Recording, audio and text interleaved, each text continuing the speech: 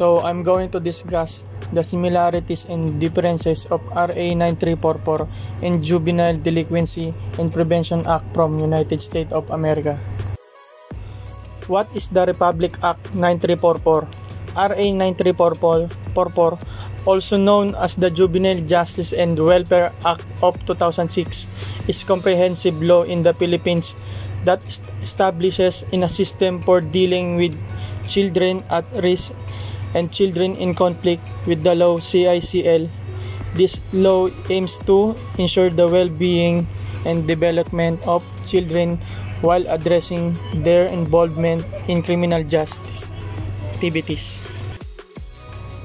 The Juvenile Justice and Delinquency Prevention Act (DPA) is a landmark federal law in the United States that aims to improve the juvenile justice system and protect the rights of children, youth involved in the system. It was enacted in 1974 and has been reauthorized and amended several times, most recently in 2018. The similarities between RA 9344 and Juvenile Justice and Delinquency Prevention Act. The Philippines and the United States, despite their vastly different socio-political landscape, share the common goal of addressing juvenile delinquency. However, their approaches is reflected in the Juvenile Justice and Welfare Act 2006 or RA 9344 in the Philippines and the Juvenile Justice and Delinquency Prevention Act of 1974 or JJDPA in the United States diverge significantly. Both RA 9344 and the JJDPA fundamentally aim to protect the best interests of the child. This shared principle underscores the commitment of rehabilitation and reintegration rather than solely punitive measures.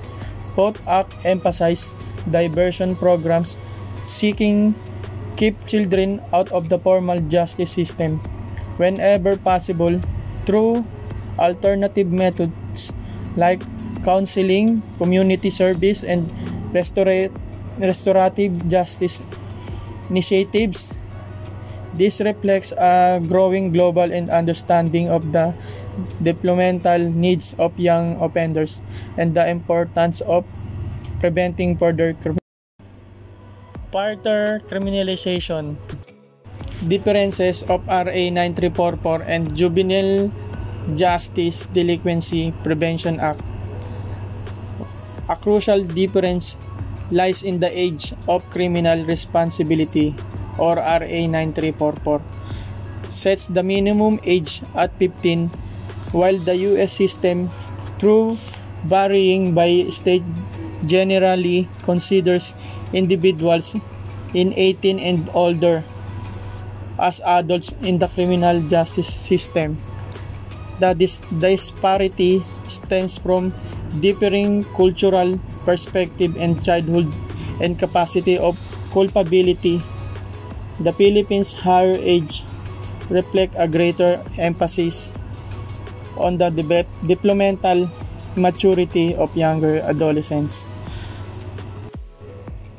Finally, the treatment of status offenses or offenses that are only illegal because of the offender's age, such as truancy or curfew violation, presents of further divergence. The JJDPA aim to deinstitutionalize status offenders, preventing their confinement in secure facilities alongside delinquent youth.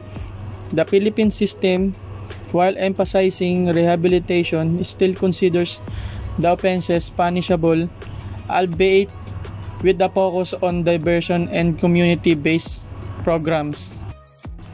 So in overall, both RA 9344 and the JJDPA share the overarching goal of protecting children and promoting rehabilitation.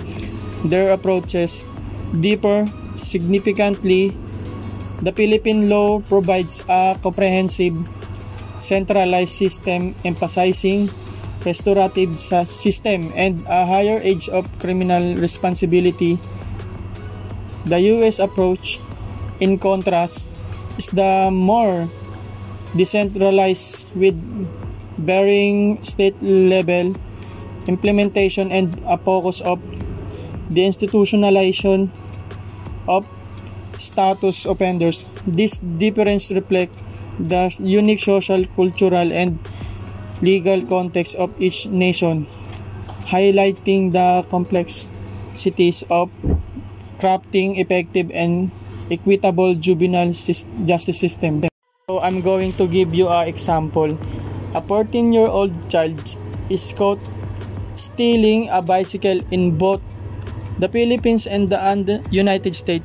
In Philippines, RA 9344, the child would be considered exempt from criminal liability due to their age. They would be referred to a diversion program, which might involve counseling, community service, or family-based intervention. The focus would be on rehabilitation and reintegration with the goal to preventing future offenses. United States or JJDPA, the child's case would be handled by the state's juvenile justice system, which could vary significantly depending on the state. The child might be placed in a detention center, referred to a diversion program, or face other consequence. The specific outcome would depend on the severity of the offense, the child's prior record, and the state-specific laws and policies. So that's all. I hope you understand.